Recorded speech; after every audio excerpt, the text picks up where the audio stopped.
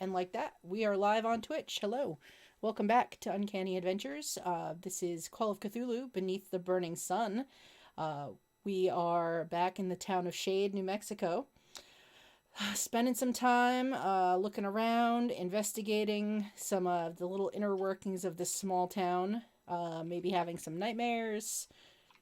Bad experiences, good experiences. Last time, the group minus one Marshal, who went stumbling back to bed and passed out after a rough first early morning.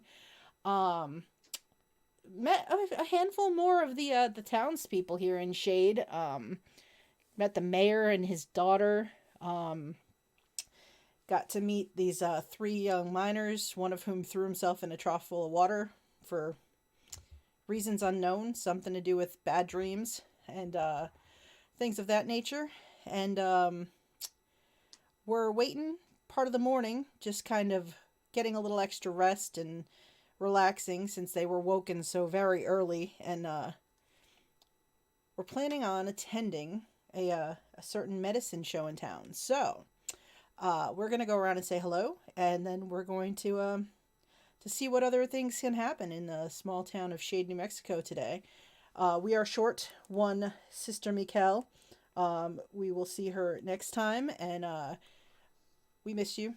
Always miss everybody who isn't able to make it, but thinking about you this week, and we'll see you in a couple weeks. So, but now let's go around and say hello. So why don't we start with Anarchdovey? Yeah, I'm Anaktavi, and I will be playing Baxter, the troublemaker. You haven't made any trouble yet. Okay, maybe a little. All right, and how about Ray? Yeah, I'm Ray. I'm playing as Samuel, our geologist slash drinking guy. Excellent, and welcome back, Theater Nerd. Hi. A month is too Hi. long. It's a long time. It's a long time. I'm glad to be back today. Today, hopefully, the Marshal can make it through the day without losing a drinking game and without having nightmares, or at least 50% of those things. Sounds good. So, as we begin, the group had made their way out toward the main road that leads into town, and we're waiting outside of the wagon that of course displays the most interesting sign, the Miracle Modern Medicine, kind of scrawled in a very large text on a banner. Marshall, you were awoken by Julia Reedstrom, the young woman whose father owns the boarding house. Um, she she gave you some strange concoction mixed in a glass to kind of get you up and going. You're not really sure what it was, and she wouldn't elaborate. And she expressed to you that your friends were in fact going to meet you if you were ready down at the medicine show, which should be starting fairly soon. Sam will um, drink it and wonder what she just drank. Yep, pretty much. I remember seeing a picture of a cat lapping up beer, and that's the face I'm imagining I'm making right now. Just the, oh my god, what did I just drink face. And she'll say thank you and ask for directions, because I don't know if she's familiar enough to go anywhere on her own in this city without directions, or this town without directions. Julia will gladly point you in the direction. She points you up the road to the right outside the main door of the boarding house. And you can see about a block or so up, kind of right at the fork in the road where the main road enters town. The little crowd kind of has formed there, and you can see people milling about. Even at this distance, you can kind of make out Baxter and Samuel in the crowd, sort of waiting for this to start. Just so I know, is this in the direction of the trough where the man drowned himself? Or tried to drown himself? The trough, the infamous trough, is actually directly across the street from the boarding house, right in front of the Shady News company, which sits across the street. Is it actually called the Shady News? It is in fact called the Shady News, as this is the town of Shade. Just gonna internally groan for a second. I think what she does before she walks down the way and meets up with the boys is, I think she just wants to like walk up to it tentatively and do that, like, I don't know if I really want to do this, but I'm gonna do it just to prove, like, get back on the horse, so to speak. Okay. So she's gonna poke the water. Make me a power roll, please. Oh shit. Okay. Oof. You lean in to just poke the water, and it moves ever so slightly with the motion of a horse, and it does. It sort of just freaks you out. Like, absolutely freaks you out. What do you do? I'm gonna just, like, straighten out my jacket, straighten out my hat, pretend like I didn't just get scared by water in a trough because a horse moved, and walk down the way. Hope, do that, like, sheepish, like, is anyone around? The only person you notice, I mean, there are a few townspeople, but they're a little bit further up the street. The only one who was anywhere nearby, and her back to you at the time, her back was to you at the time, Julia, was heading in the opposite direction from you, like up the main road, but deeper into town. So she doesn't seem to have noticed your confrontation with the water. I would take, like, a handkerchief out of my jacket pocket and wipe my brow and pretend like nothing happened and meet up with the boys. All right, so Baxter and Samuel, you are milling about in this small crowd of people. You see Wilhelmina from the stables, kind of milling about. Her son Arthur is kind of standing a little ways back, leaning against a fence, just kind of looking a little annoyed to be there. You see Harris Clements from the Shady News, kind of off to one side with his little notepad and pencil. You see a couple other people, probably a handful of townspeople you don't recognize. You actually see the three gentlemen from the trough incident kind of up near the front, and then just a variety of other townspeople as you're kind of waiting for this to start. And there's a man up on top of the wagon, sort of. He's set everything up. He's dressed in a, let's see, what's he wearing? He's wearing a spectacular plaid suit and a red top hat. And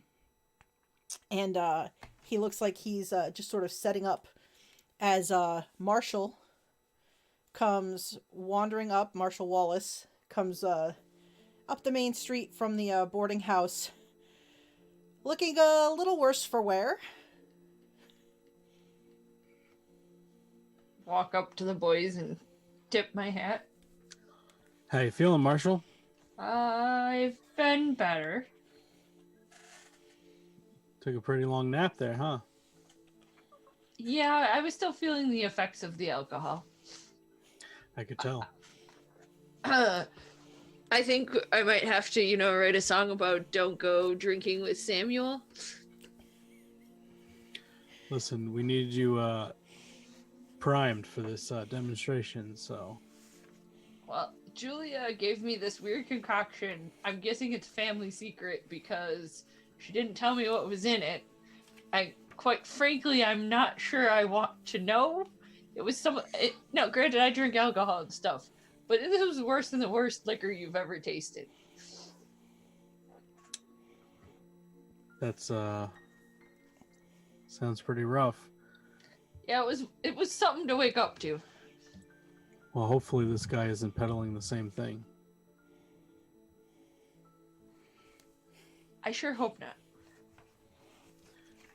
The guy is still setting up.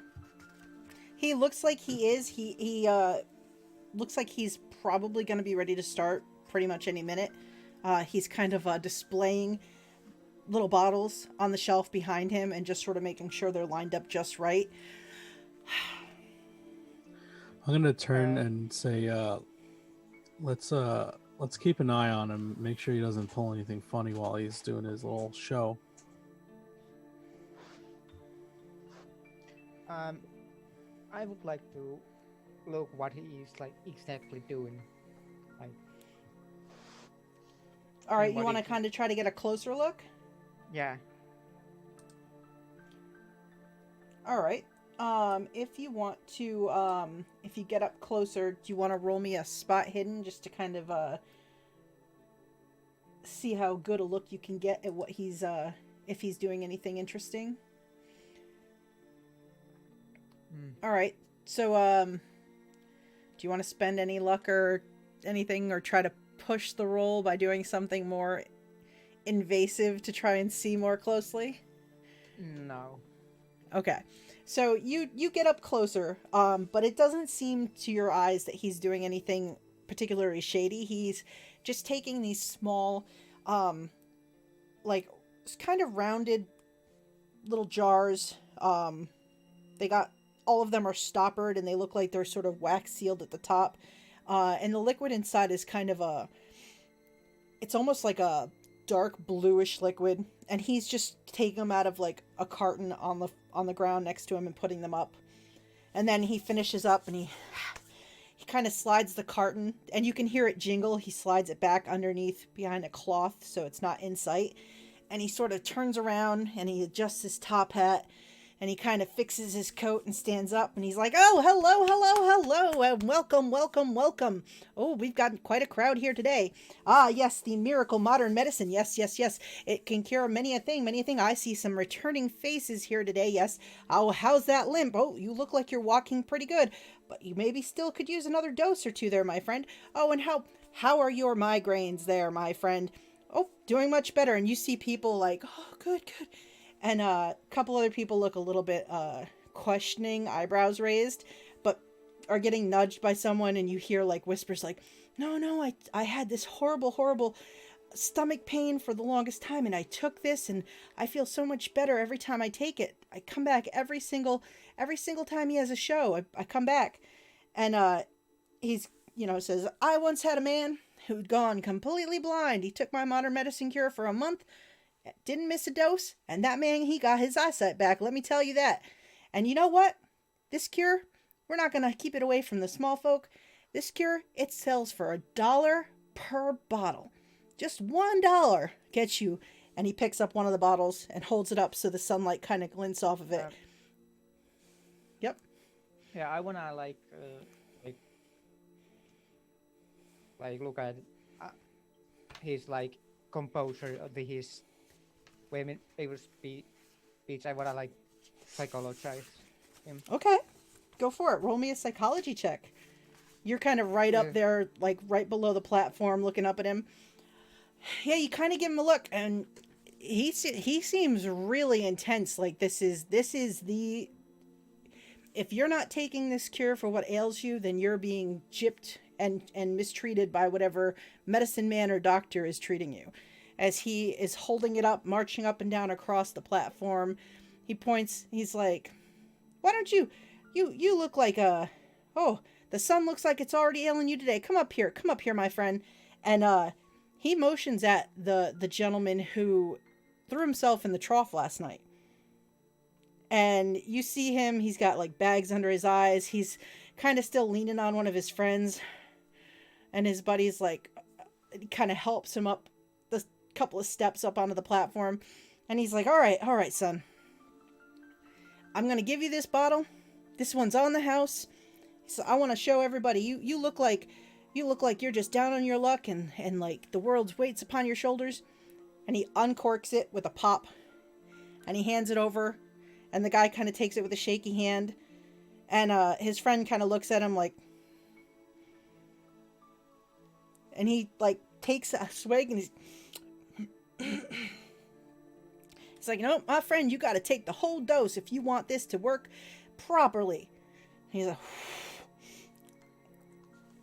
and he kind of chugs it down, and you see him like but very quickly, like, you see some color kind of come back into his cheeks, and he's like, and he's like, "How do you feel, my friend?" He's like, "Oh, I actually feel a little bit, I feel pretty good.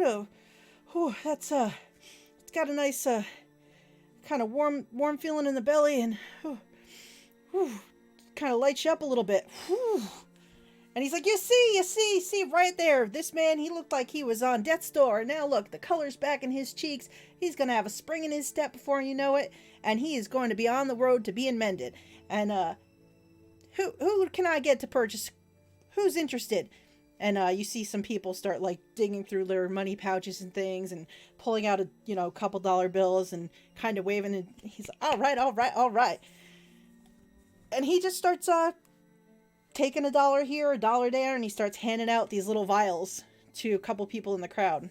So what are you all doing as this is going on? I would like to try the psychology again. This time to the who took the bottle. Like, was it like acting or something? Okay, go for it. All right, so you kind of turn your attention from the main fellow with the top hat, and you sort of take a look at this younger gentleman. And yeah, it doesn't look like he's acting, as far as you can tell. Like, it looks like, that rising color in his cheeks is a direct reaction to what he was drinking. And he seems like his spirits kind of lift a little bit in that moment. You do notice, you don't know if it's to do with the drink or with just his general issues from earlier in the day. He kind of stumbles a little bit going down the stairs and is a little unsure on his feet. Less that he needs the help from his friend, to like kind of more like he's a little bit, seems like he's a little having issues with his equilibrium for a second. But once he gets down to the ground level, he kind of clears, shakes it off, and he's like kind of walking through the crowd, a little bit kind of like uncentered. But so you don't think he was a plant or acting. Like, it does seem like it had some kind of effect on him. Like, something doesn't really add up. Possibly. Could be just some kind of drug. Samuel's gonna go up to the guy and ask, "Hey pal, can I take a look at that bottle real quick?" "Oh, you can take a look at this bottle for a easy price of $1, my friend. Jeffrey Curtis Ottermole never gives away 2 vials for free in one day. That'd just be bad for business." I'm asking about the empty one right here. This. Oh, did we leave an empty one? I mean, if you, well, I'll sell you the empty vial for 15 cents. I just want to take a quick look at it. I'm interested in purchasing. Can I walk up in this moment and try to intimidate him into, like, not swindling my friend? I'm trying to get it to give it to you to smell it, to see if it smells like the thing you just had. Well, better yet, I'll intimidate him to give it to me for free. Just to take a quick whiff. As they are harassing him, I'm trying to snag a bottle. Okay. So what I will do is I would like Samuel and Marshal Wallace to roll. Samuel, roll a persuasion. Marshal, roll an intimidate. And while that is going on, I would like Baxter to roll sleight of hand. Oof. Oh boy. Oh boy, oh boy. All right, let's see. Gotta raise the price on us, Sam. Oh. All right, 1 second. Let me double check a thing and a thing and a thing.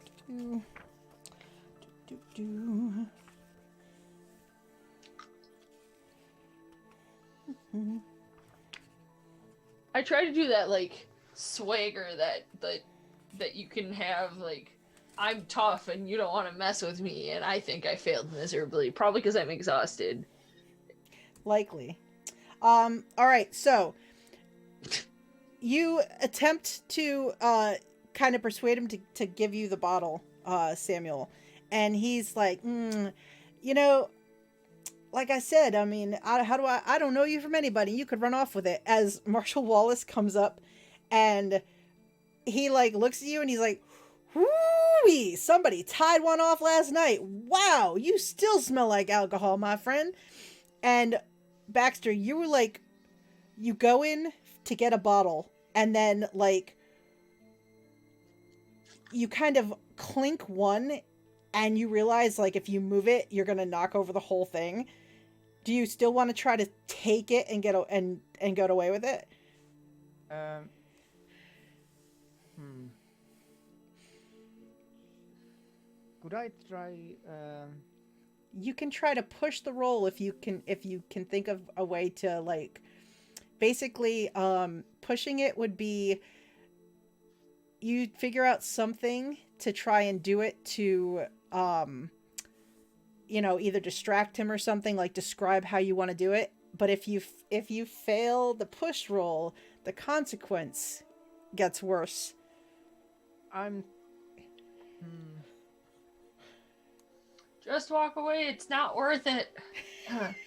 This is your conscience, Marshal Wallace speaking. Don't do it.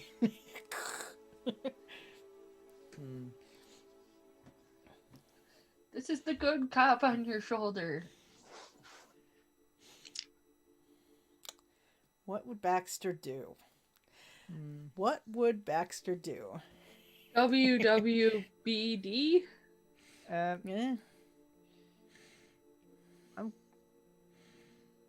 Okay, yeah. I'm intentionally like I was thinking like maybe I could like make so that I make it look like fall, that all these also go down, like. Okay. And when that happens, I'm put it inside my breast pocket. All right. Why don't you roll me another let's say I'm gonna say, let me see. I don't know if sleight of hand. Like, Yeah, I'm I'd trying say to, roll me. Go ahead. I was saying that maybe like maybe roll that into on the stage so they don't break. All right. Roll me another sleight of hand roll to see if you can do that as the glasses clink together as you attempt to take one. Oh. Well no, the 0 is the straight roll there. So okay. Let's see.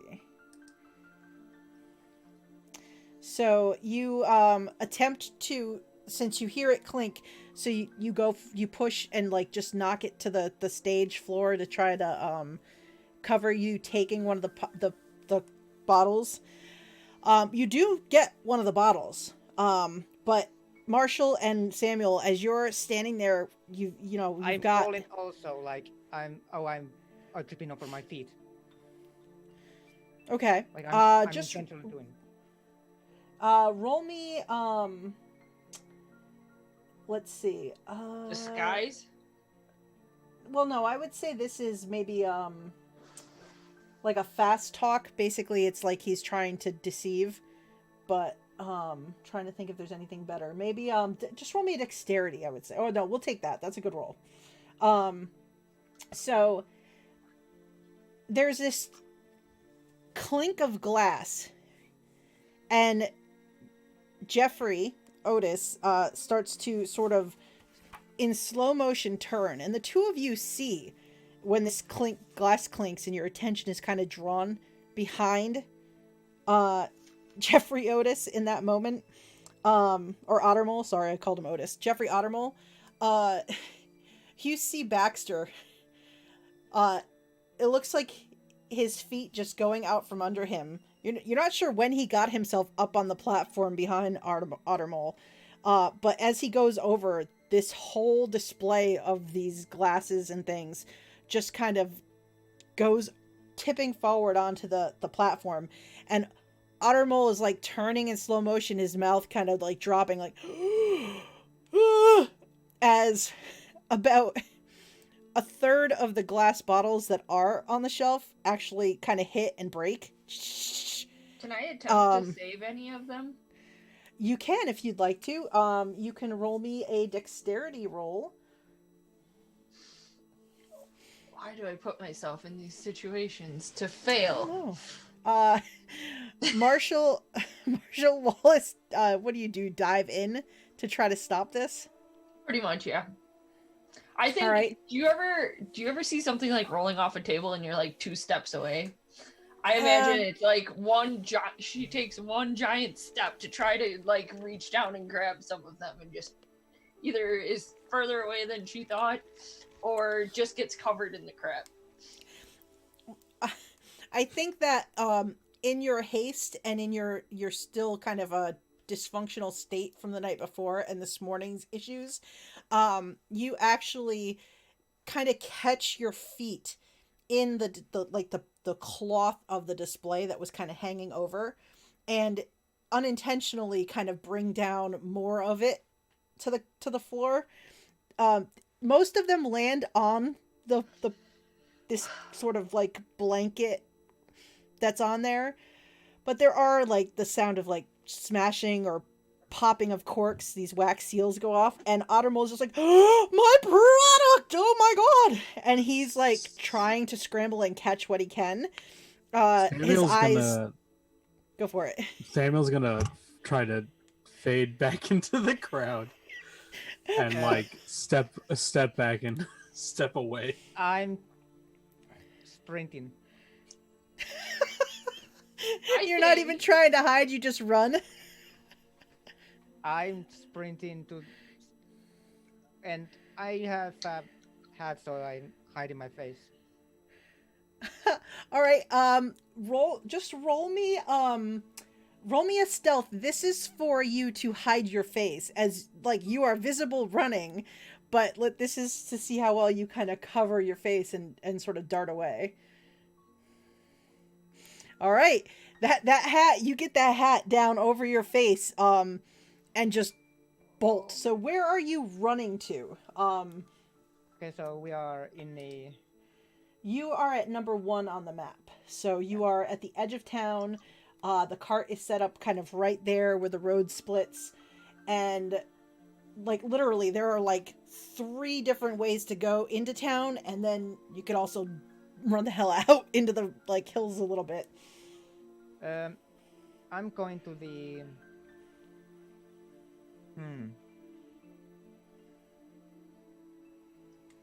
In the where are like into the where are those 3 buildings, 2 and 3. Okay. I'm trying to hide in like in an alleyway. Like, all right, so you're gonna dart kind of behind the stables and run past sort of where the dry goods is and try to hide somewhere between there and the Shady News. I'm trying to... Is the stables open? They're it's kind of an open stable. You know that you saw the mother and son that run it. They're kind of at the show currently, so you know that they're not currently at the stables.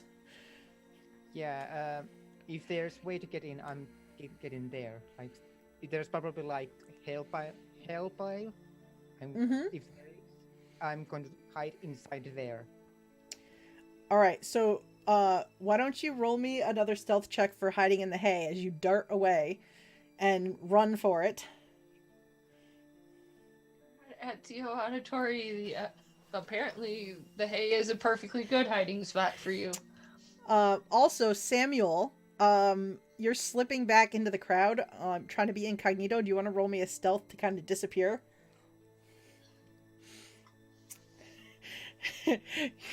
You kind of back up, and you sort of get bumped into by the rush of a handful of people moving toward the cart, and so your quick escape is kind of halted, almost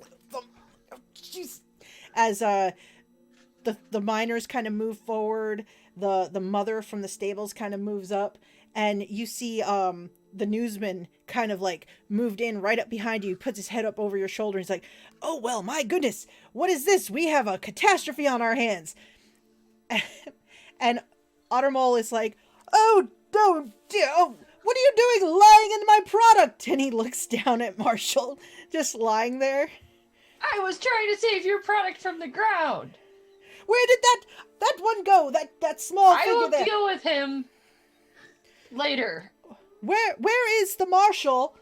I wanted that person chased down. They just broke a third of my She'll product. pull up her shirt, like her jacket lapel, and be like, "Hey, it's me, buddy, and I will deal with it." And I think she pulls money out of her pocket. I know you said it was like a third. I don't feel compelled to pay for all of it because I have ideas with Baxter and making him pay for it. But I'm gonna throw down $5. But Okay. I recognize the scent since I'm like right in it. I was going to say, why don't you let's see. Why don't you roll me a Scoop up some from the ground and just Yeah. I'm gonna say roll me an intelligence roll. Although I'm not sure I really want to remember. I can't! I have not succeeded a single roll tonight! Just saving them up for when you need them. Apparently. You kind of like try to take a see if it's the smell from this morning, but you realize like it is so like mixed now, and you're kind of soaked in it that it's kind of hard to tell because it's just so strong on your person if this was that smell or like, oh, it's just kind of overpowering you, and it's kind of like it kind of burns the inside of your nostrils a little as you're trying to smell it, like it's a little bit kind of rough and like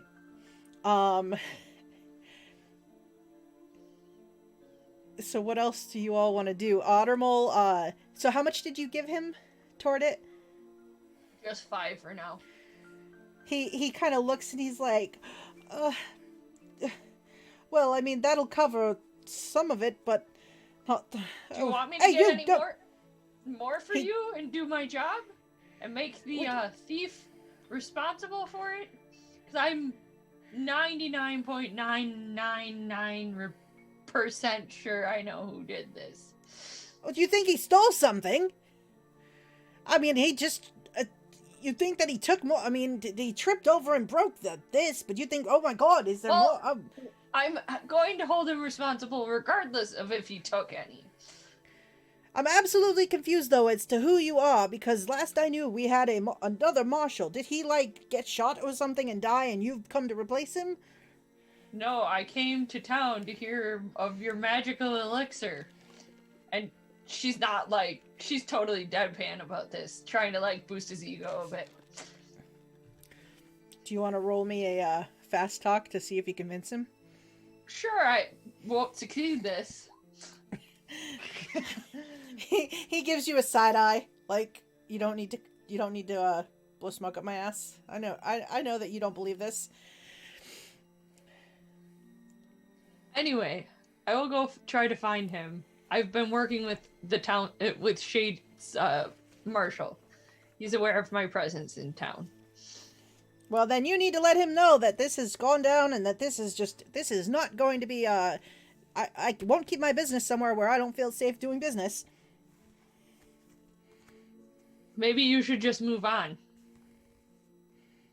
And maybe I will.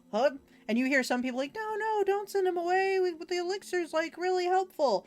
You see like one of the miners like at the edge trying to like siphon whatever's dripping off the edge of the thing, and he's kind of squeezing the blanket into one of the jars that just had a cork pop, like really nonchalant, trying to be chill about like filling the jar back up.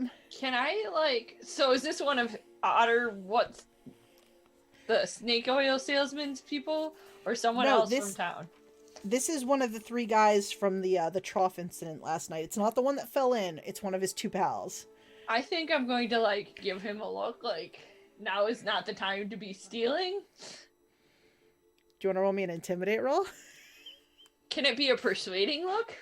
It can be a persuading look if you Okay. want to not be intimidating. I still probably won't succeed. Oh, finally!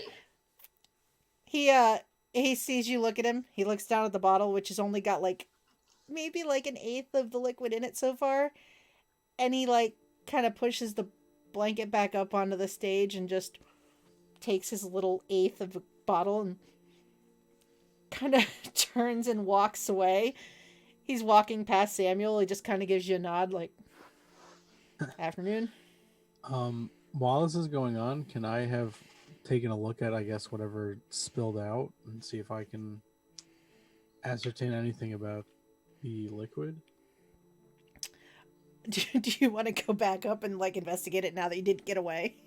Yeah, basically. Now that I'm like kind of out in the open about it. Sure. Why don't you? Let's see. Do you have any other sciences besides? I have natural world. Is that a science? I will say. You can either roll that, or if you want to roll like a medicine check to kind of investigate what it is, like. Ooh, I'll stick with that if that's okay. Okay. Nope. All right, so you kind of try like. You can kind of pick up like one of the broken jars. There's a little bit in it, and you kind of pick it up and you sort of sniff, kind of swirl it. Maybe do that old school like. Yeah. It's got a pretty sharp kind of like honestly, it doesn't have a flavor so much as it's like, damn, that's if you think if somebody drank like maybe like diluted turpentine or something, like that's kind of the taste of this, like, ooh, burn, ooh. But you're not 100% sure what exactly is going on with this this liquid that you've got here. All right, so I'm gonna like take out, I guess, some cash and begin to, offer it to the gentleman. And I'm gonna say, so how long does this normally take to procure these vials? How far back have we set you this day?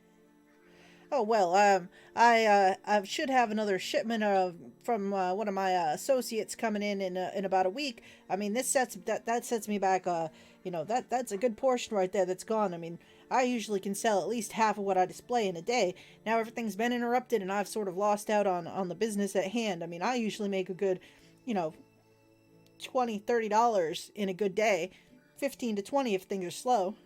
I'm sure you'll be able to make up the difference in no time. This associate, are they the ones who come up with this serum, or where do they get it from? Oh, well, no, this is, I invented the modern medicine myself, and, they just work from the recipe that I give them, and there is, some ingredients that are not added until it is brought to me, because I am not willing to give my formula out to just anybody and have them undercut me and my business, you see. And, I'm assuming this process is very difficult for you and your associates.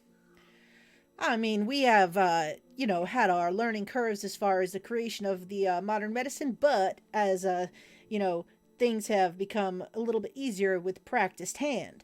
And now I am quite skilled at creating the modern medicine in a very quick time when I have the ingredients all on hand. And y'all are local to this area, or are you coming from afar? Well, I am currently local to Shade, though I tend to travel. I like to occasionally make long stops in the larger cities. My associate's coming in out of Santa Fe next week for my delivery for my ingredients and their portion of the modern medicine creation. Okay. I'll hand them, I guess, a 5. Ooh. I think that's all I got on me. Well, I'm sorry we have disturbed you here, but hopefully this will make up for it in a small amount. Oh, well, thank you. That's yes, a few more than that have fallen down, but that does offset between yourself and this Marshal. Does offset some of my losses for the day. So I do appreciate your kindness.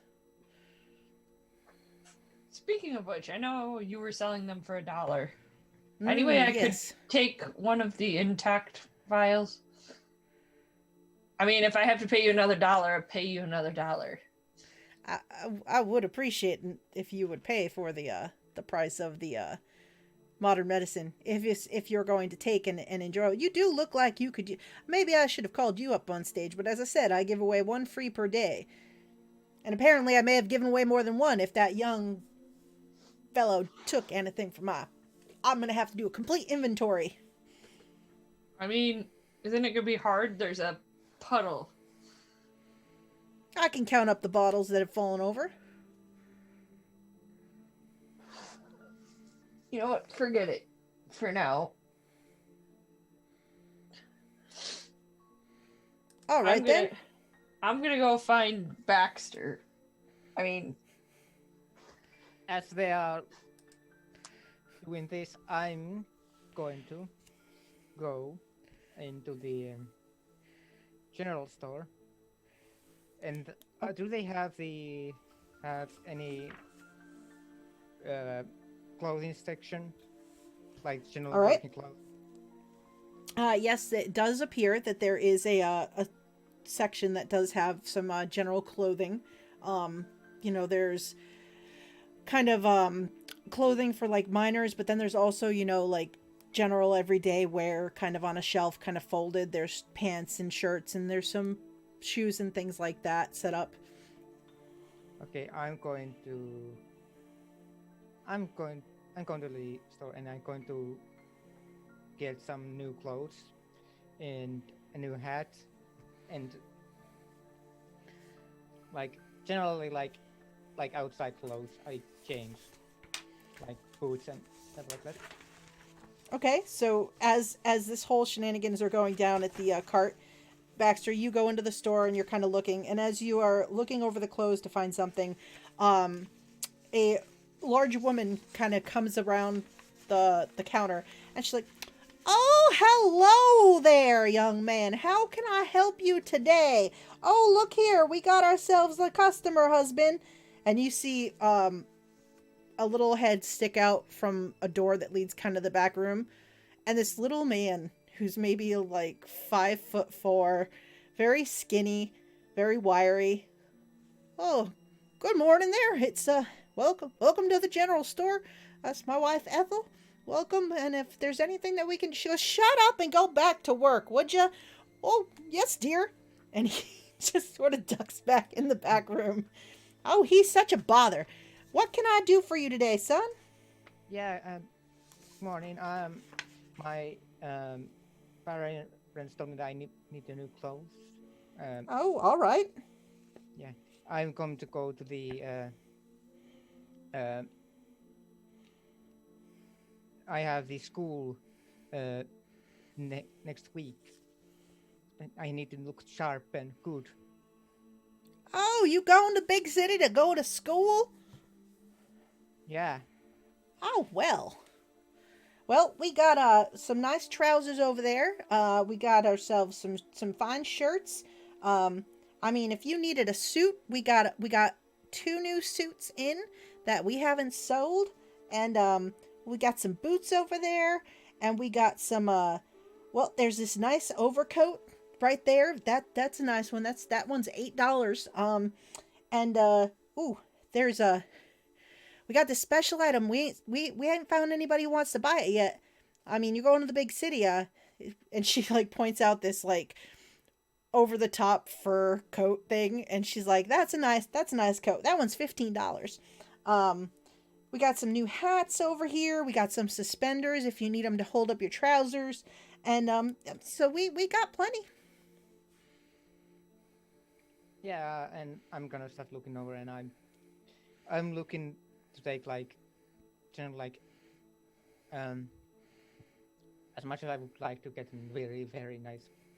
I mean, yeah, I'm gonna get nice clothes because I said I'm going to get nice clothes, so I'm getting nice clothes. So would that be like, and I'm fork out like 15? That would be, I think that would be like $15-$20. Yeah, you're looking at probably if you got a suit goes for anywhere from $12.50 to $25. But if you're just getting nice clothes, it's probably more like altogether between $10 and $15 for the whole outfit. Like like it wasn't like back then. Like they were basically like when it was like school. It was like church clothes basically. Mm-hmm. Yep. So, yeah, nice kind of button-down shirt, nice trousers, some either nice boots or a decent pair of shoes. Yeah. And when I'm done with that, I go back to the my initial agreed place and wait there, and I inspect the goods I stole from the. So where are you going back to? I'm going to the my initial agreed meeting place. The boarding house. Yeah. Okay. And when I get there, I inspect the miracle cure. All right. So, we'll say that Baxter's shopping trip is about the length of time that it takes for Samuel and Marshal Wallace to sort of settle things up with Ottermole. And so what are the two of you doing as Ottermole is picking up pieces and griping about things and saying how he's done for the day with the sales until he can clean things up? And the old clothes, I'm putting them on my like bags and hiding. Okay. I want to go Sounds find good. Baxter. That's like my number one priority. I'm just And gonna Samuel? I'm gonna follow the marshal. All right. So where are you looking for Baxter, Marshal Wallace? You saw Baxter sort of run toward the maybe stables / shady news office. There were probably too many people to track his footprints, like, because I'm assuming it's like dirt roads, right? It is dirt roads. Okay. So I'm thinking that I have to get away from like the square or, the entrance.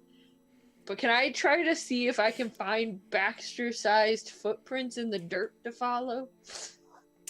I will say you can attempt to track him by his footprints. Would it not be hard because there are like thousands and hundreds of them?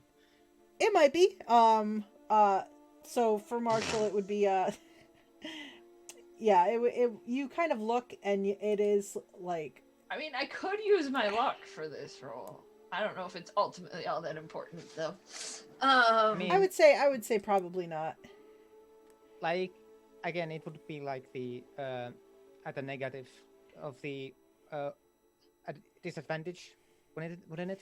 Because yeah, she didn't. Marshall wasn't able to find any track. I mean, there were a lot of tracks, but not your track specifically. I mean, like I did. I mean, like wouldn't Marshall need to roll at a like disadvantage because of basically because of the. Well, I went back into town where there theoretically are less footprints. Or, yeah, I mean, and also like at one point when Marshal Wallace kind of thought that maybe like your tracks came up, they sort of disappeared where the stable was. Because you made a high enough stealth roll at the stable to sort of hide there and get away.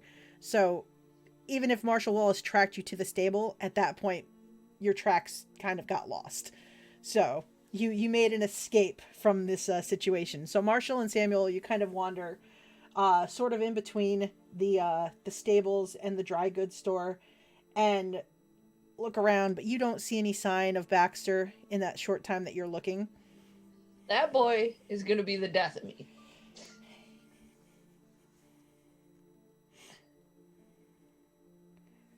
I'm going to get my money out of him and your money out of him if it's the last thing I do.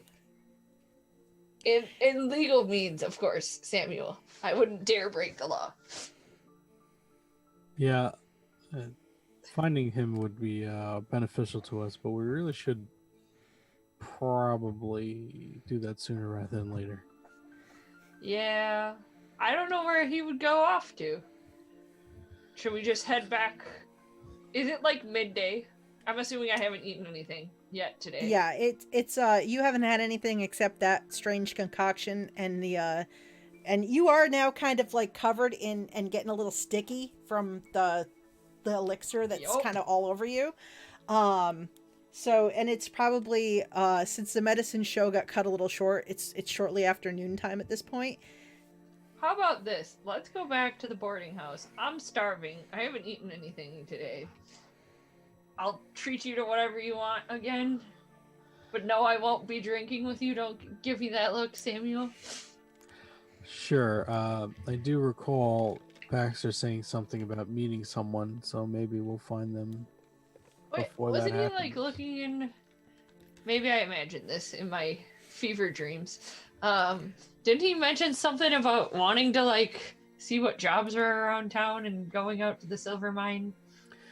Yeah, I believe they managed to get into contact with somebody, but I don't know where that went.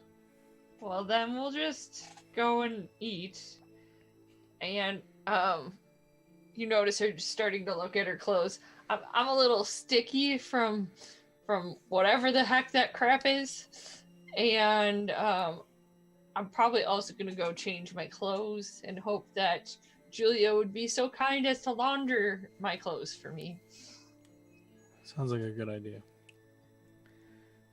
All right, so you head back toward the boarding house. Baxter, you have already headed back to the boarding house, and you're sort of just entering the boarding house through the front door. I need you all to roll me listen rolls, please. All of us? All of you. Ooh. Ooh, that was almost extreme. Okay, so Baxter, you enter into the boarding house. You see the proprietor, Lance Reedstrom, kind of standing behind the bar area. He's looks like he's sort of sorting through some plates and glasses that have been cleaned and kind of putting them back underneath and sort of tidying it up. He kind of gives you a wave as you're coming through the door. You see the Reverend Bowman kind of standing off to one side of him, and they look like they're kind of in just conversation. Everything seems pretty quiet here. There's currently nobody else inside. It looks like it's sort of quiet at this hour. Maybe the activity down at the cart has kept most of the crowd away currently. So what do you do as you go inside? I will be taking a seat, like, and say like I want to reserve the table, one of the better tables, and I wait there for the my interview. Okay. So outside, as Marshal Wallace and Samuel, you are sort of walking along the road, kind of coming up between the Shady News and the stables. You can see the doors to the boarding house are kind of, it looks like it's closed. Marshal, the first thing you notice is you hear the sound of a galloping horse coming from up the road. And then you hear kind of carried on the wind somebody yelling. And it sounds to you like they're saying something about robbery at the bank. Robbery at the bank. All I wanted to do was eat some food. And then she she has two cult peacemakers.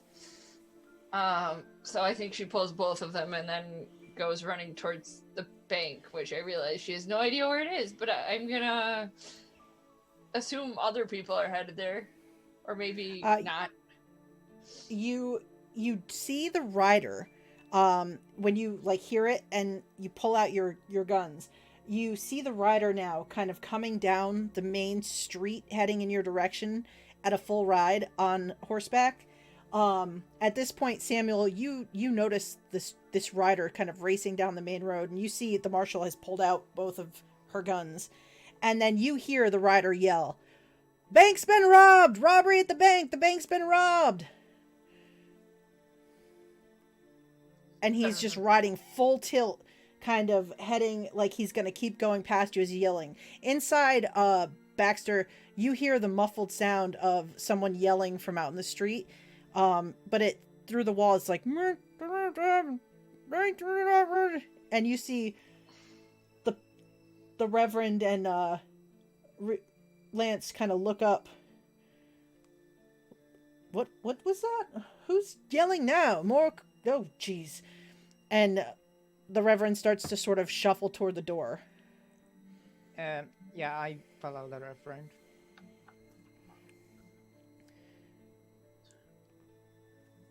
Well, he's coming back from where the medicine show was.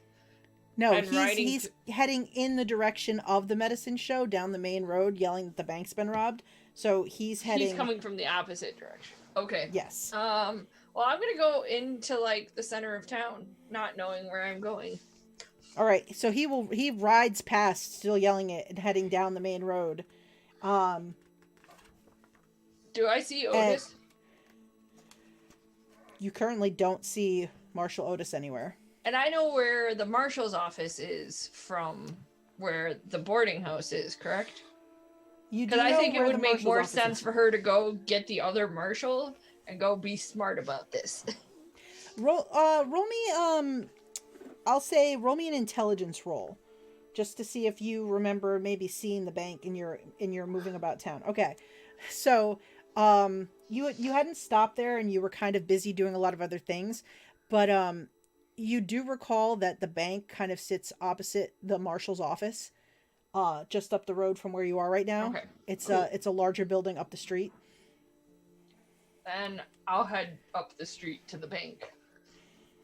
Are you coming with me, Samuel? Samuel's gonna put his head down in a big sigh and follow.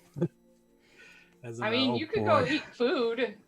I'll just go. No, I'll tag along. Okay. I'd also like to say I would maybe it might be at this moment with another situation happening. Samuel, you realize that you haven't seen Sister Michal. Like, you all walked to the medicine show together. And you realize that in all the commotion, the sister seems to have disappeared somewhere in this craziness for the day. Honestly, I think Samuel's not gonna guess where she went because she delayed in meeting up with us with the guy in the trough. So I think she's either doing her own thing, probably something church related. I'm just gonna she must have got distracted or needed elsewhere. Okay.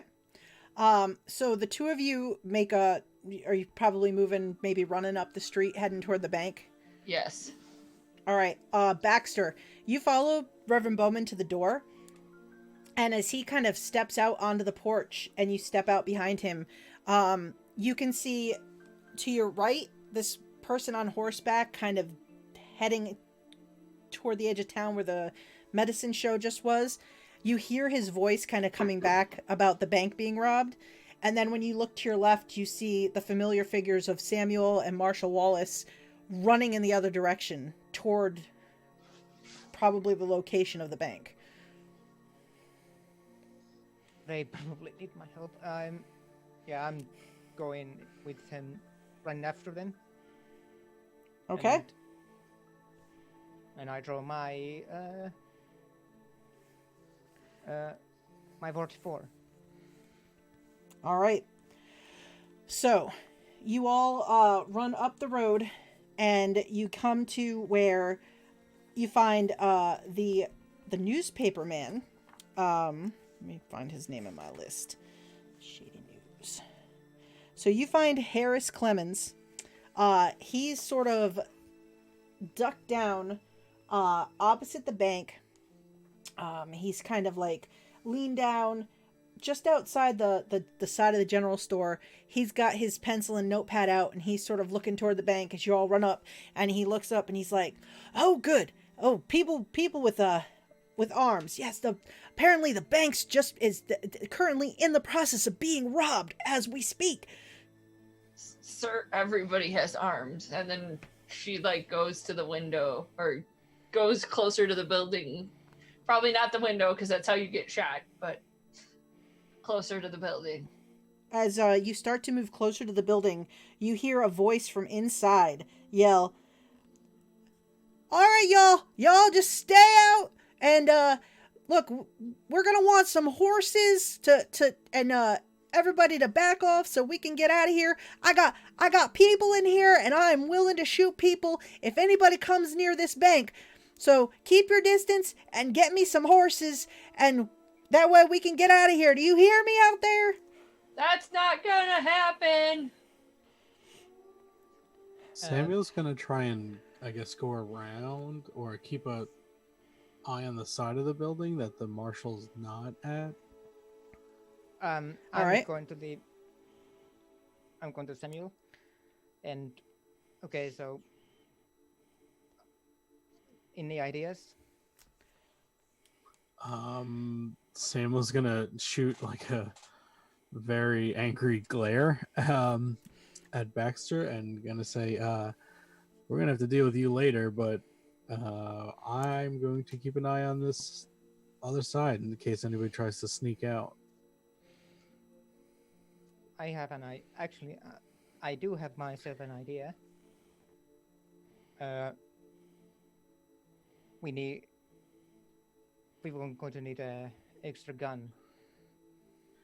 I think it's better if we let the marshal handle this and maybe only support if we need to. I think someone should go from the back, if there is a back, and then... Can I take a step back? And are there windows on the front of the building? There are windows, like there's the door in the center on the front of the building, which is kind of on the side that faces the road. So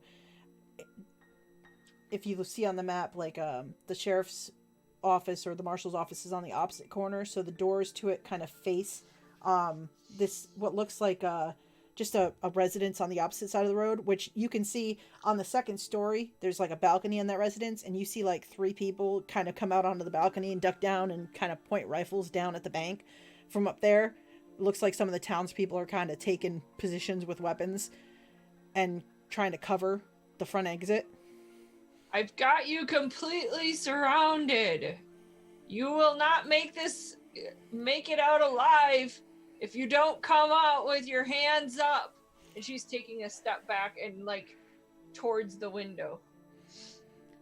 As you say that, you hear the sounds like the front door starts to open, and you see this young woman kind of get shoved forward onto the porch, and then you hear the discharge of a shotgun as she is shot in the back, and she screams, and there's another matching scream from inside the bank, and you hear a woman's voice from inside yell, "No! No, Edith, no!"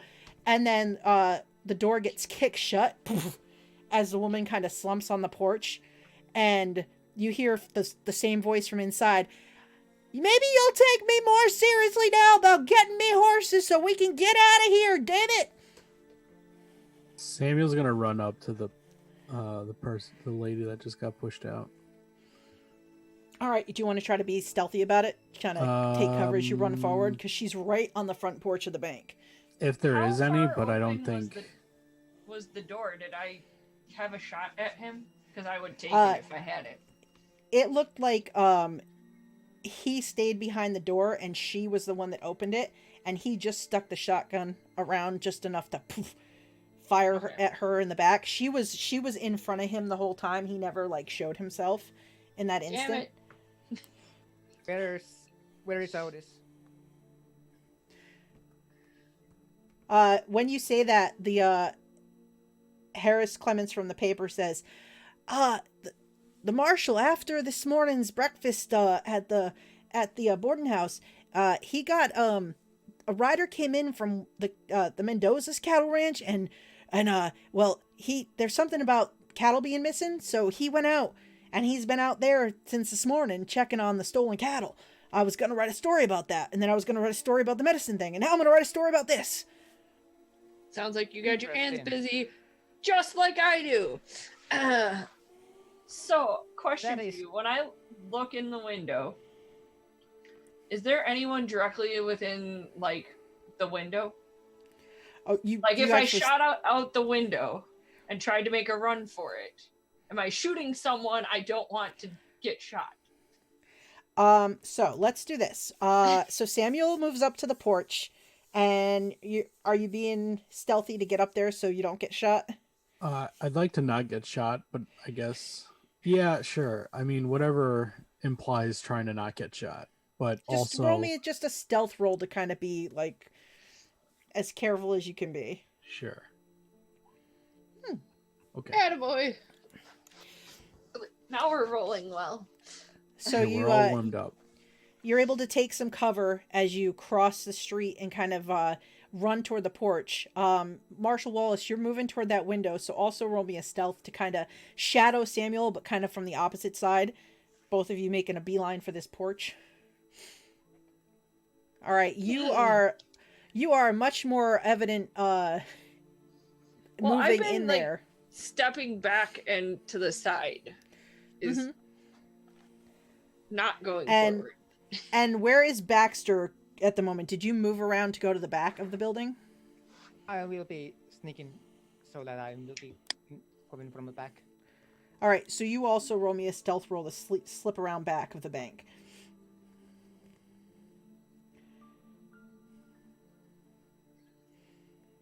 Stealth.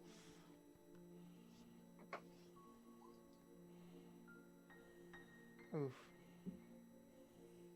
I will be. How could I push that roll? I don't know. What would you do that's a little more risky to be like to get back there in a stealthy manner? Maybe.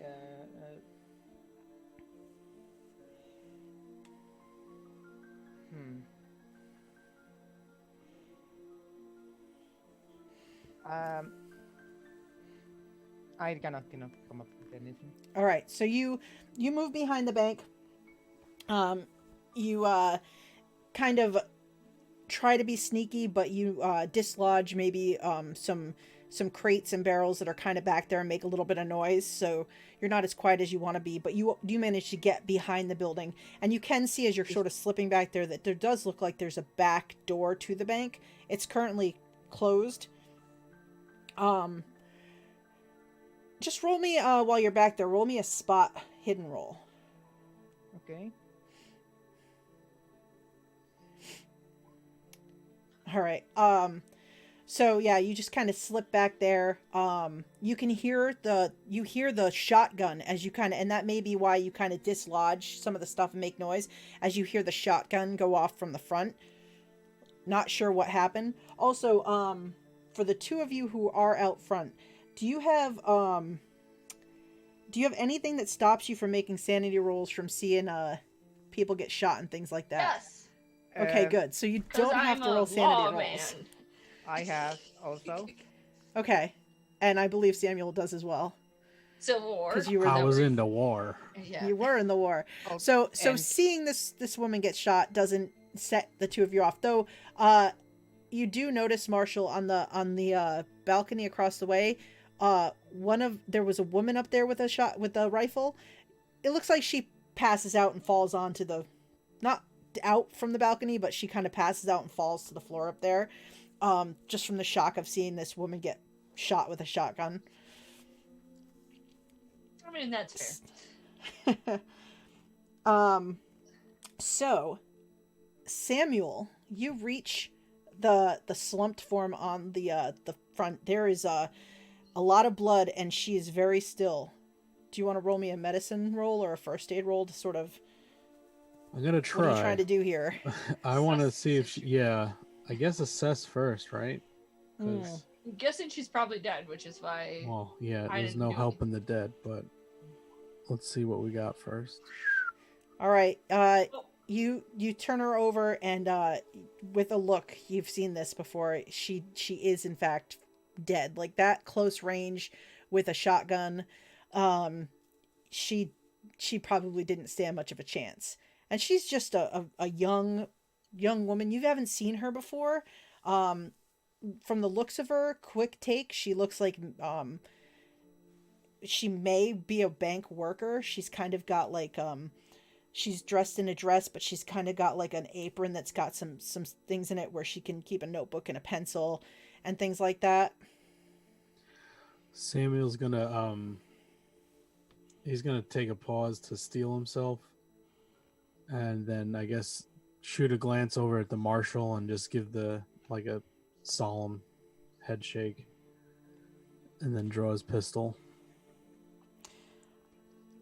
So Marshal, why don't you roll me a spot hidden as you kind of get over there and try to take a look through that window to see what you can see.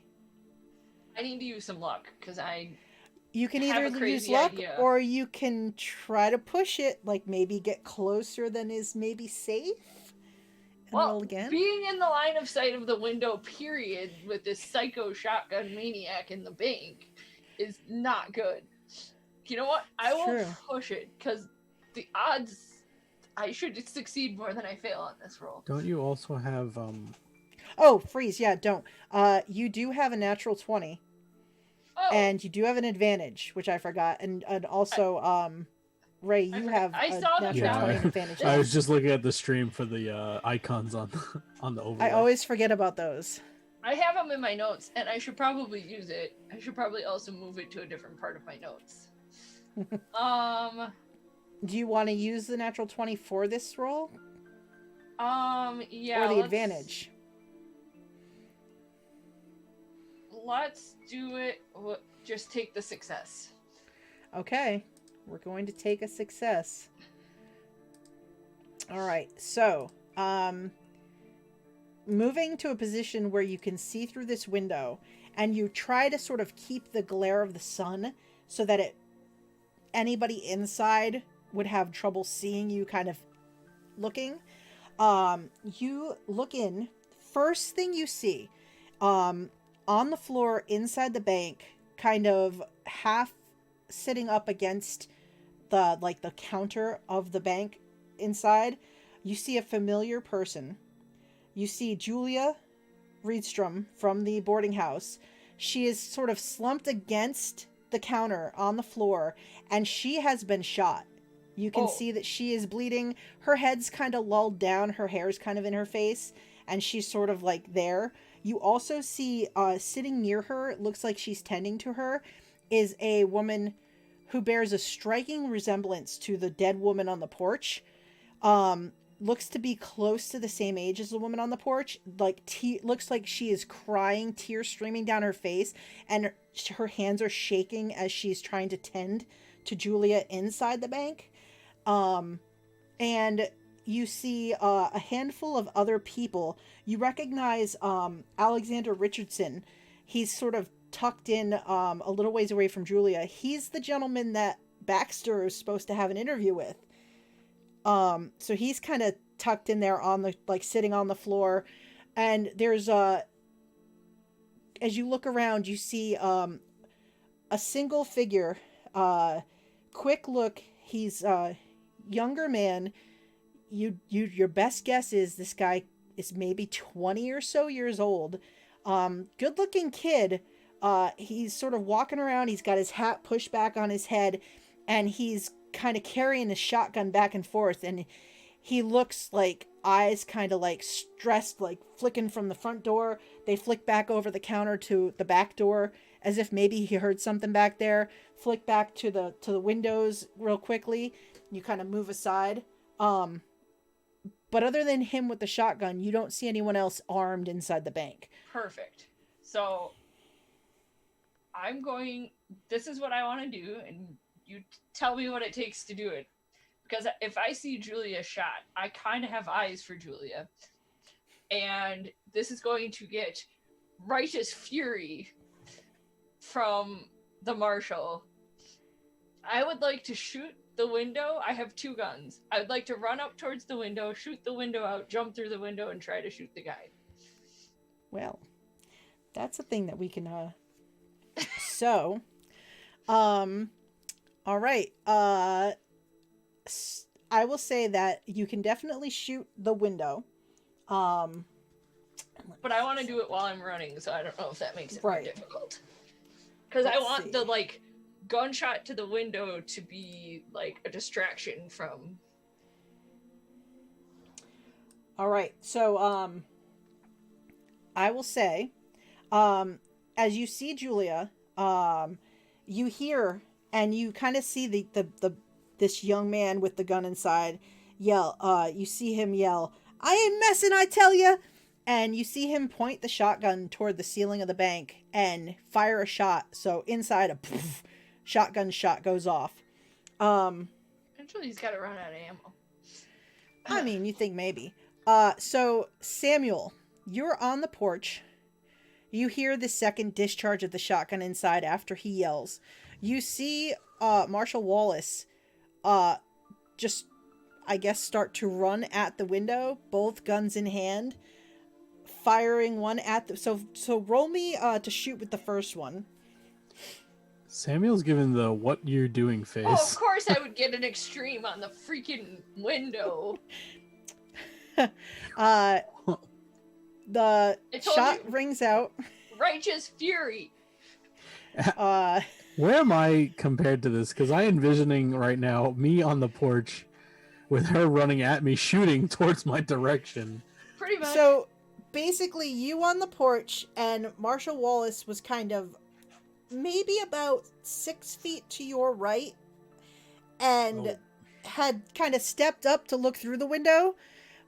You probably saw an expression come over the face of the Marshal, and then the backup, and then the full speed, like, run toward the window. So this is happening within about 5 or 6 feet of your position on the porch. So basically shot a gun off in my ear.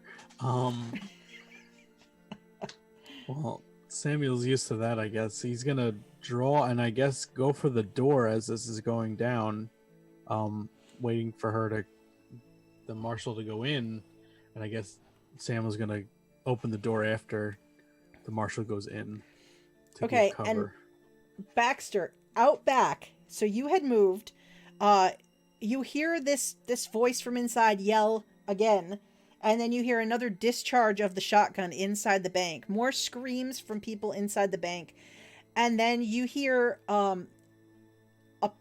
just a revolver from somewhere out front, and you hear shattering glass. What are you doing in the back alley as this is happening? Okay, so I'm going to try to open the door. All right, so you move to the back door, and you try to open the door, and you find that it's seems to be that they've locked it from the other side. In that case, I'm okay. So, actually, I'm going to just shoot the door. The lock, like, bust the lock. All right, roll me just to shoot at the door, please.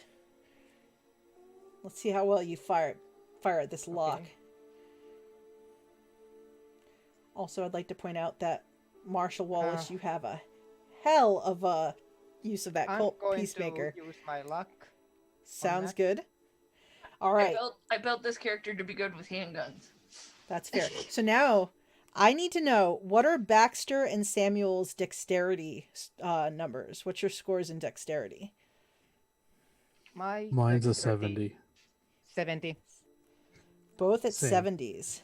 All right. And what is Marshal Wallace's? 30. That's awesome. All right, so Samuel. This character is not nearly as Baxter. dexterous as the last one. That's fair. And But she's huge. I mean, and that I would like. All right, so this is what's gonna happen. So Marshal Wallace, you shoot this window, and you are basically leaping through the window into the room. Roll me a jump check, please, as you sort of jump to clear this window. I really just want to take him out. I'm trying. You have an advantage die if you want to roll advantage. I mean, I guess the first step is getting through the window.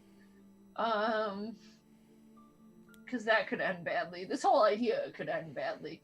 It could. I'm gonna use my advantage.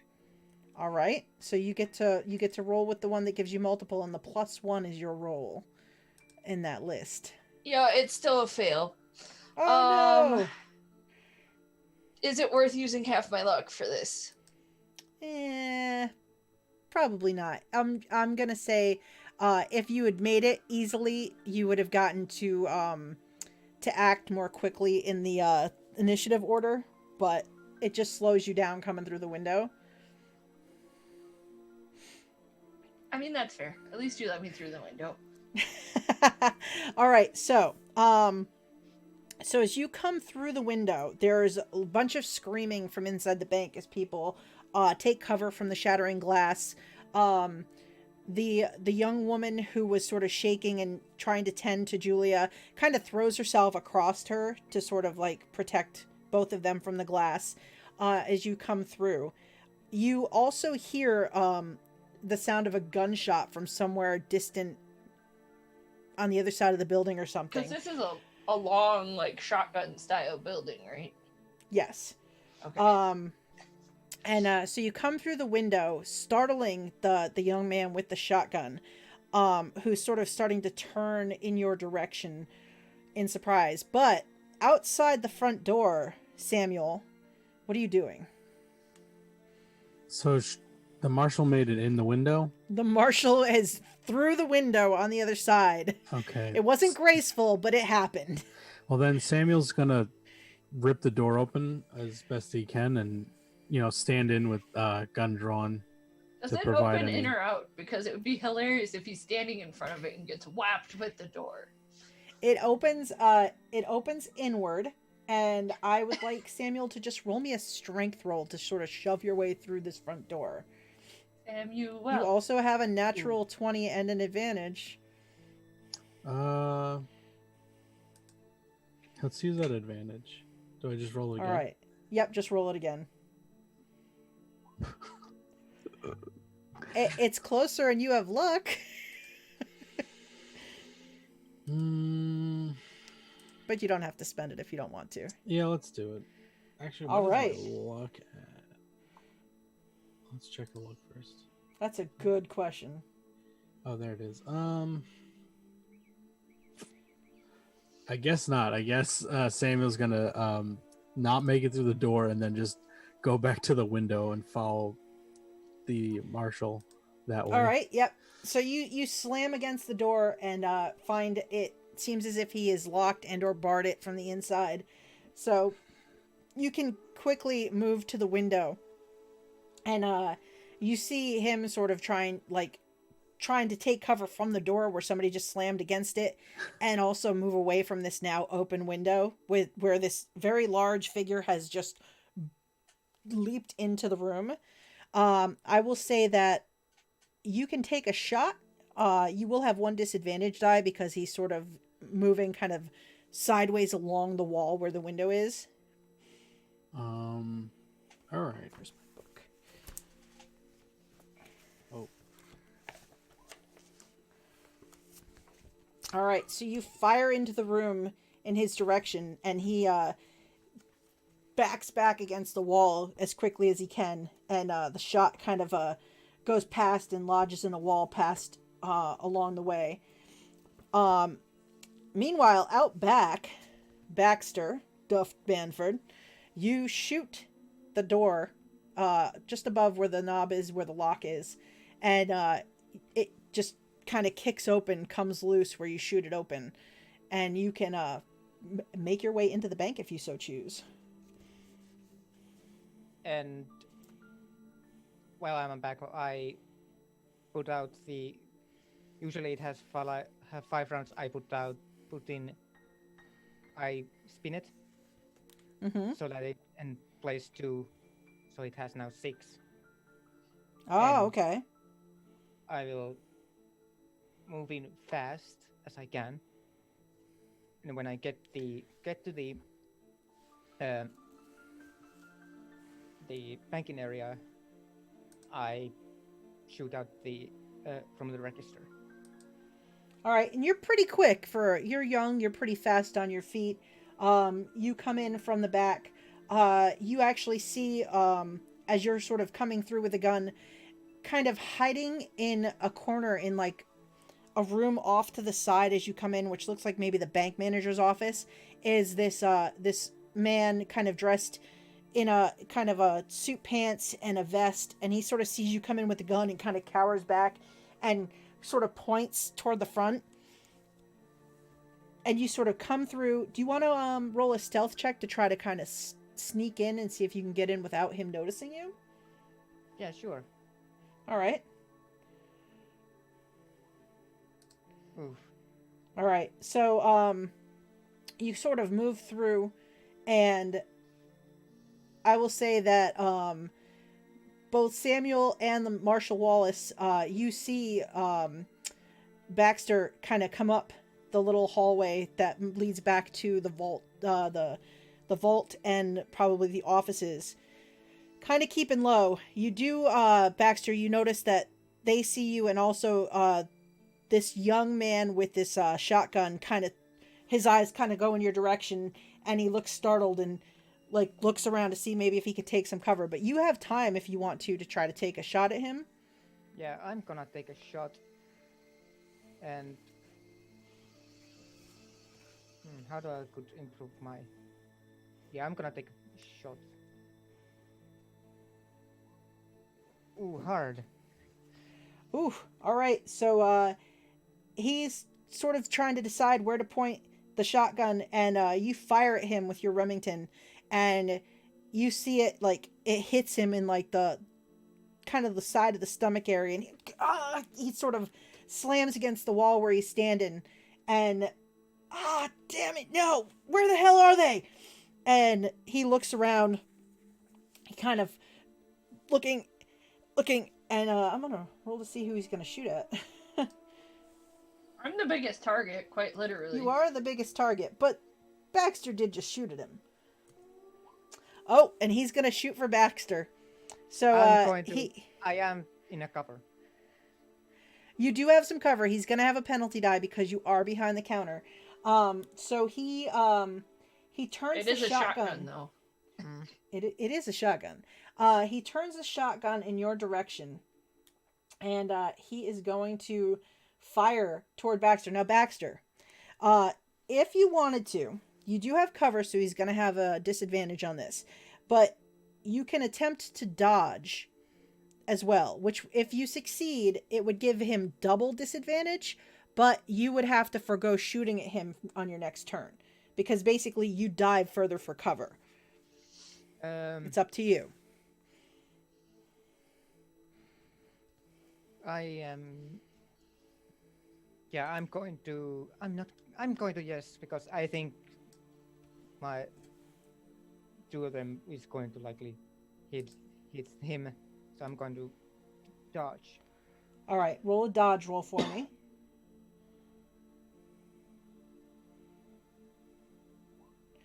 All right, Oof. So you try to dodge, but you get caught up where the counter is, and the little door that sort of swings to kind of let people back and forth behind the counter.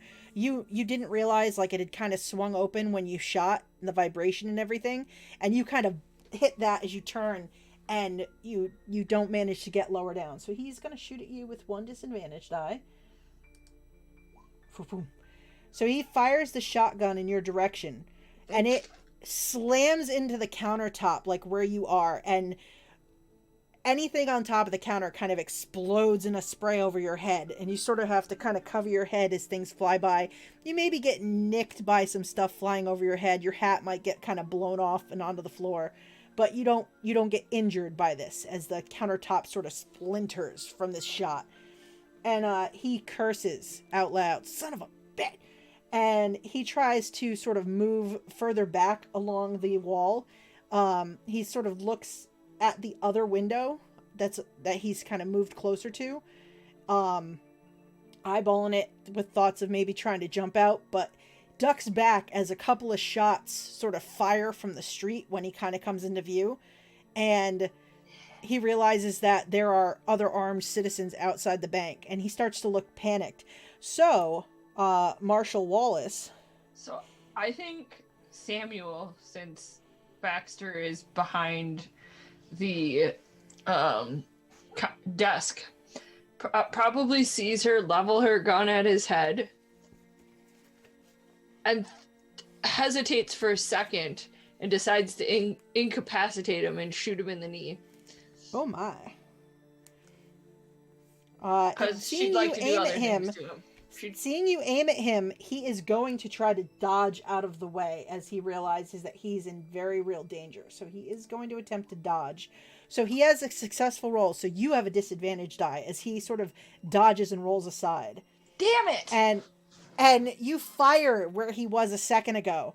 And it sort of splinters the floorboards where his legs were, as he just is rolling now across the floor to try to just get away from you in this instant. She really just wants to stomp on him. Ugh. Samuel, what are you gonna do? He can't shoot. This is their chance. Yeah, he can't shoot this turn. Yeah, sure, I'll go for a shot. And he already dodged, so... Wait, could I have... Wasn't my roll an 82 for the fail? Could I have used luck to kneecap him? Because my highest number was the 82, which was the fail. Let's see. I just don't know how it works with it's confusing with... Just looking. I will most definitely use luck if it's only to incapacitate him. I would say, yeah, you can. And Samuel, so did you want to spend any luck to try to make that a roll, or you want to wait and see what the I'll wait and see. Marshals? Yeah. All right. So well, that would have been that would have been 4. All right, so that would have been 4 more points. So you shoot him. You do sort of hit him in the leg, kind of right below the knee. He screams as he's rolling on the floor away from you. Can I say one thing before it's the end of my turn? Yeah. I'm gonna look him dead in the eyes after shooting him and go, "This is your final chance to surrender." Let's see. And give him the opportunity to maybe make it out alive. Roll me a psychology roll, just to see how you think he's taking that. All right. So looking at him as you say that, and him on the floor, kind of scrambling now. You've seen animals when they sort of get cornered and trapped, and they panic, and they basically their fight kicks in. You think that he is like in that mindset. He is completely sort of kind of freaking out, lost it, like his loss. He intends to fight his way out of this if he can. He's outnumbered, but okay. It's his loss. I gave him the opportunity. I have witnesses. It's true. So, Samuel, did you want to improve on that, or do you want to allow Baxter to try and Yeah, I'll just leave that roll. All right. So Baxter, from behind the countertop, you see Marshal Wallace kind of kneecap this young fellow who is kind of rolling on the ground with his shotgun. What do you want to do? I will.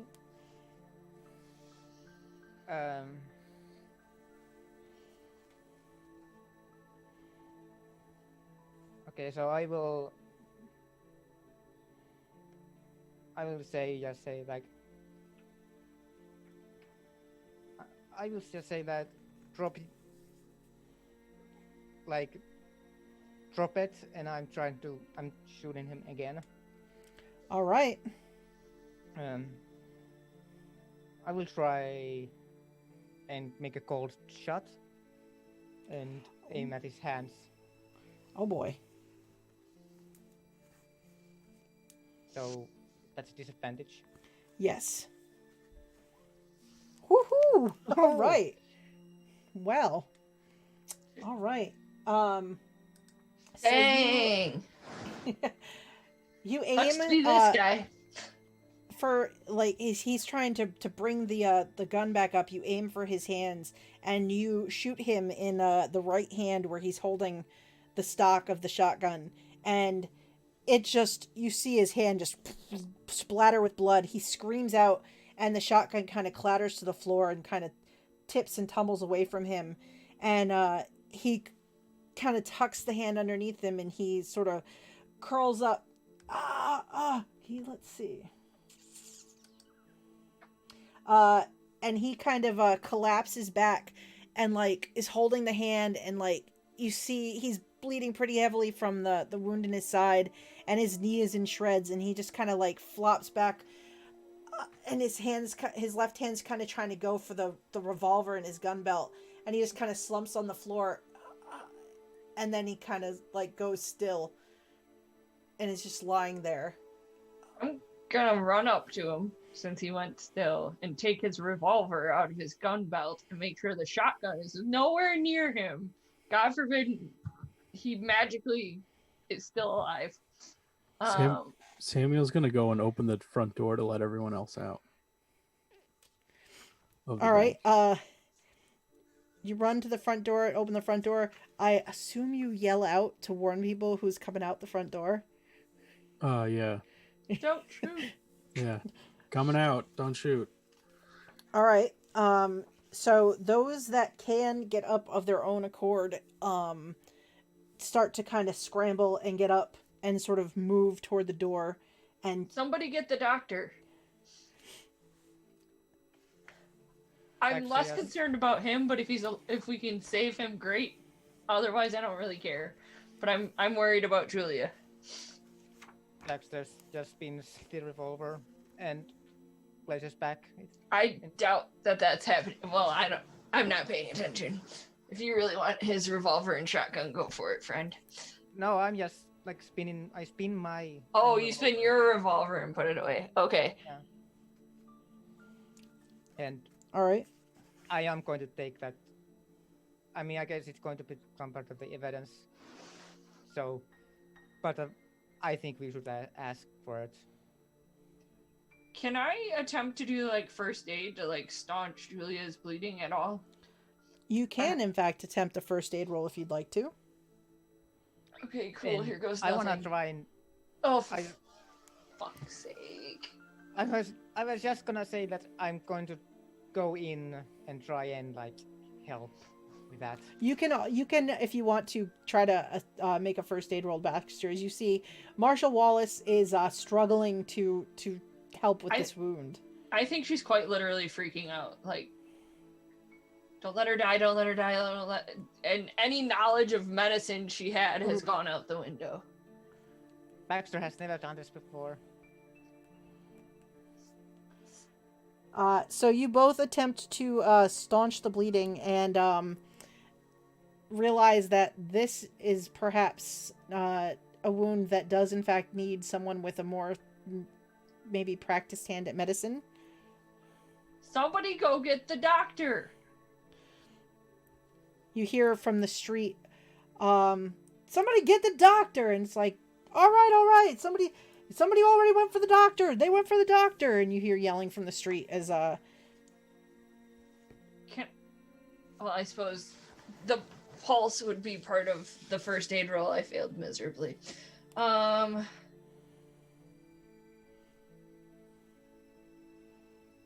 think at this point, like, the marshal is even just, like, trying to stick her hands to stop the bleeding. Like, literally anything she can possibly do. Yeah, I'm going. Baxter will just like try and find takes off the it's like he have probably has but I takes out the knife and cuts out the bottoms of the man's shirt and tries to rip it out so I can get some cloth.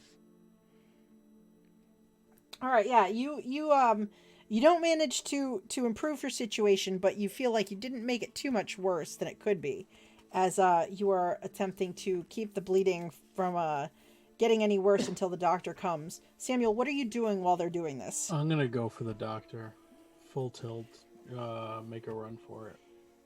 Okay, so you run from the bank, and you know that the doctor's office is just at the far corner, like just up the main road. So as you're running, you see him coming from inside his office as he's got his bag, and he kind of starts running in this direction.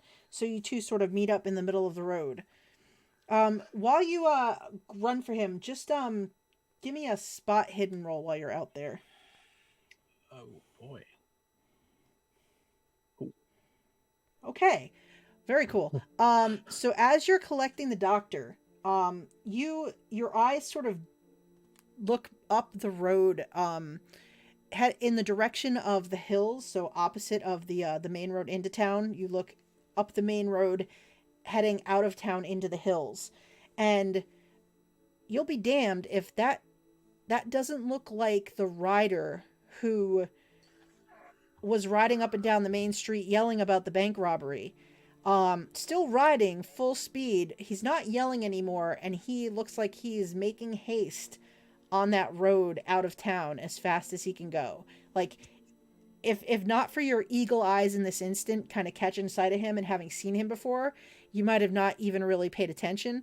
But it's just, you just see him like full tilt. He's like out of the town limits, like riding up the road, disappearing with just the dirt kicking up behind him. Is there a horse nearby?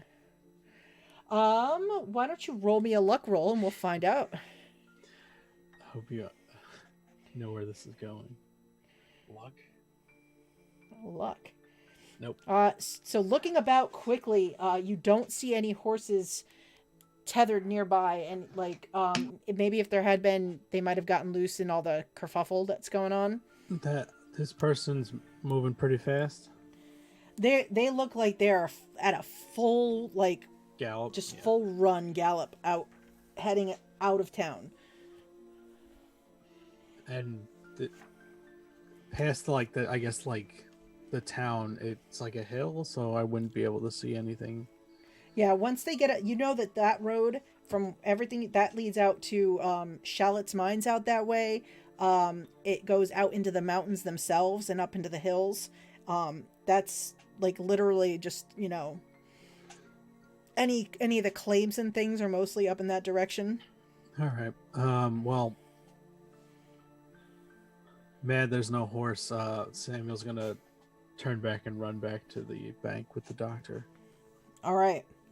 So, Dr. Peaster and Samuel, a few steps behind, come running back into the bank. At this point, pretty much everyone has kind of made their way into the road.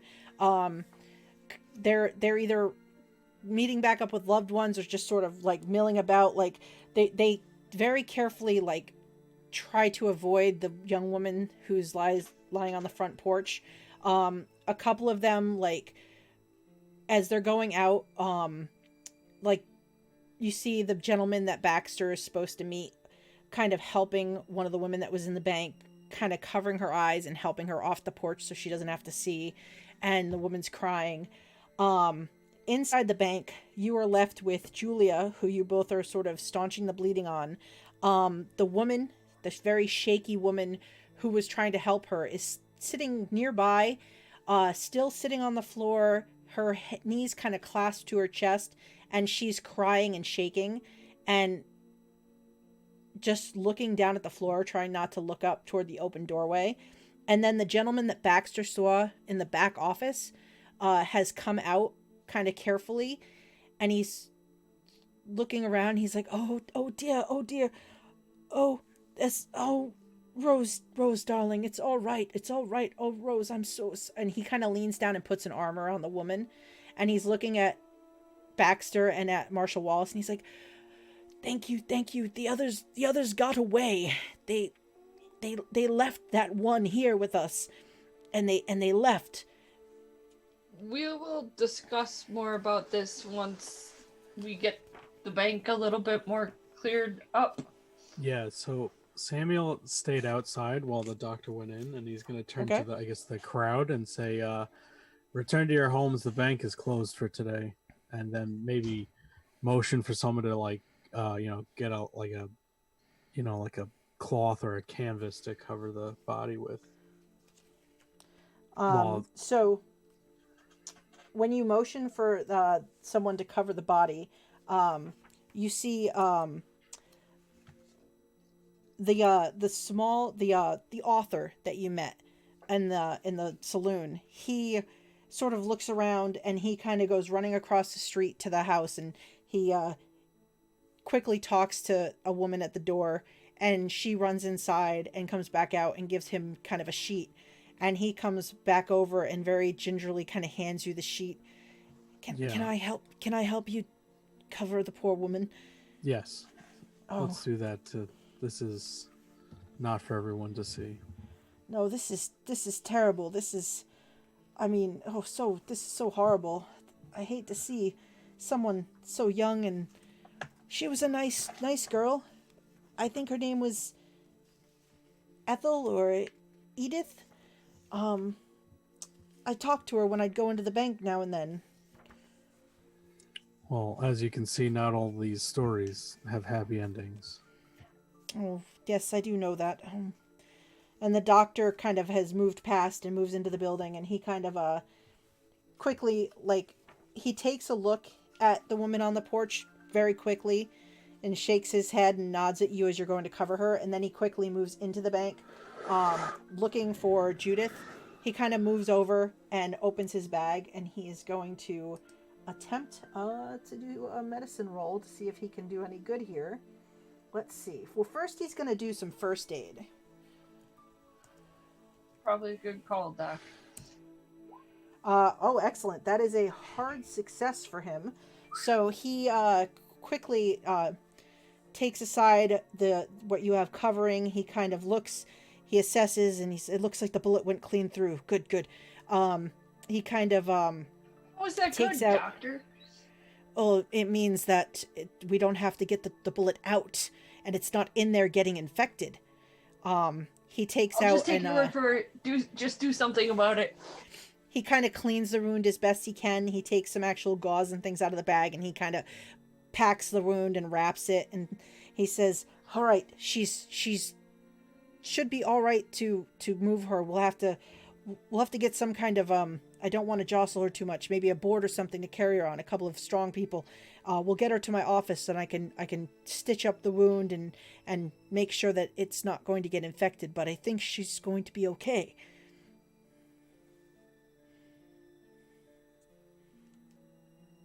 Kind of looks at Baxter, looks at Marshal Wallace. Are you all right? Yeah, this is her blood. I might have just killed an not innocent man, but not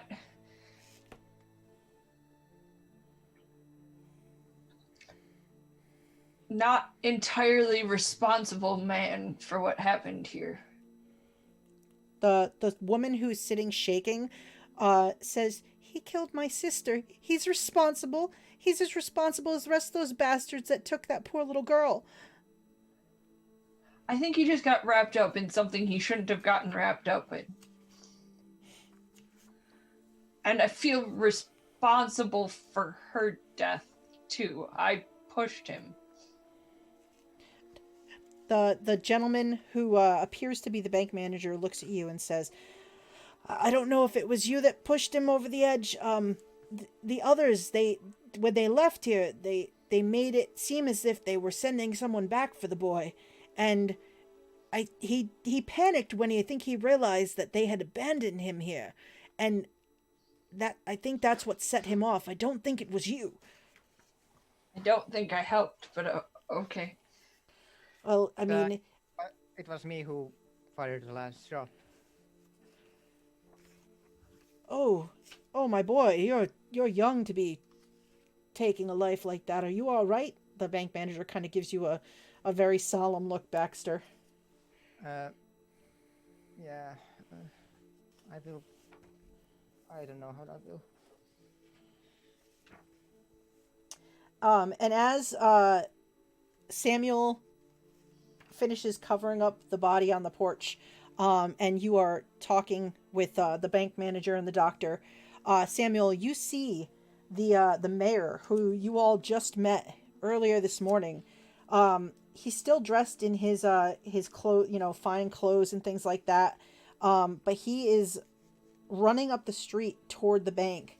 And as he kind of gets close to the edge of the porch and like just leaps up onto the porch, he's like, "Where is she? Where's my daughter? Where is she?" And I think we'll end on that. I need to stop making these rash decisions about my characters. No, they're great. Crushes. I mean, it is and what your character I just would want do. you all to know, I expected that to end in my character's death, jumping through the window like that. So I'm pretty happy. I'm imagining that she probably has scrapes from the glass, but nothing more than superficial. But holy crap, that could have ended completely differently. Yeah, I was thinking, since you did so well on the shot to go through the window, that you did a really good job of opening up that window to get inside. And like I said, if you had rolled success on the jump, I would have given you a shot as soon as you went through the window. But because you didn't, basically you managed to get through, but then we went into the order of the initiative to continue from there. So, but yeah, so there's been a bank robbery. Apparently there's some people shot, and apparently there is somebody missing. So with that, we're going to fade out this week from the action, and we're going to go around and if anyone has any plugs or anything like that they would like to say, and we're going to be on our way for this week, and we'll be back in 2 weeks with more. So why don't we start with Theater Nerd? How do you feel about starting us off? Cool, that's fine. I have a lot of emotions that you just left me on a cliffhanger with. But it's cool. I had a lot of fun tonight. I still think I need to stop making impulsive decisions about my character's crushes. It only leads to one thing, and it's usually bad. But you can find me anywhere at Theater Nerd 221. In 2 days, I am playing in a masked campaign where my character used to be a supervillain, is no longer a supervillain. I'm playing the playbook of the Reformed. My favorite one. And she's already headed in with one of her teammates, so she might be going back to being a supervillain. Who knows? It's only next Wednesday is session 2. It's 7 p.m. Eastern over on... Or no. Yes. No. Yes. Sorry, time zones. Should just give them in Central Time, because I know what they are in Central Time. That's over on channel Other Doc. The chemistry is fantastic between that group. If you want to go see how Masks is played, the following Monday during the day, and don't ask me what time because it only just started. I'm running a game of Blades, which is my first game that I am running on somebody else's channel. which makes me nervous and excited all at once. But really, the best thing to do would be to follow me on Twitter, because when tweets go out, I try to retweet them. I don't know how well that'll work next Monday, just with it being the first session. But yes. Excellent. Me. Very cool. And how about our dear Baxter, who has stepped in and killed an outlaw apparently today in the town of Shade? What have you got going on? Oh, I'm still in a hiatus.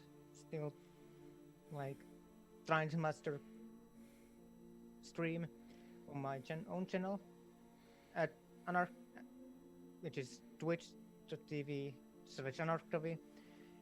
I'm Anarchtovy on Twitter. I'm Anarchtovy on pretty much everywhere, and that's about it. Awesome. All right, and Ray, Samuel, what do you got going on? I got a lot, actually. I just started streaming again at my channel, which is twitch.tv/tanksign. But bigger news is I'm going to start a Kickstarter for a game. It's very what? soon. That is so cool. Yeah. Very, very soon. I don't have the exact date because it's up in the air right now. But as part of Kickstarter's Zine Quest, I have a small game coming out in a little zine format. So follow me on Twitter for updates on that. That's awesome. Yeah. Very, very cool. Nerve-wracking, but exciting. Very nice. Anything else going on? No, that's it. All right. That's cool. enough excitement. That is exciting. Yes, I agree. That's awesome. Very cool. And I'm Jeanette. I'm the keeper of arcane lore. I like that name. It's so cool. So you can find me here every other Tuesday with this crew at 7 p.m. And so we'll be Monday, back in 2 weeks. Oh, I'm sorry, Monday. Today is Monday? Wow, I am off every other Monday with this crew. There you go. I thought it was Tuesday. I work today. It's hard. Every other Monday at 7 p.m. Eastern time here for Beneath the Burning Sun. And then every other Sunday on the off week. So this coming Sunday at 4:30 p.m. we have Skull and Shackles, D&D 5e game here.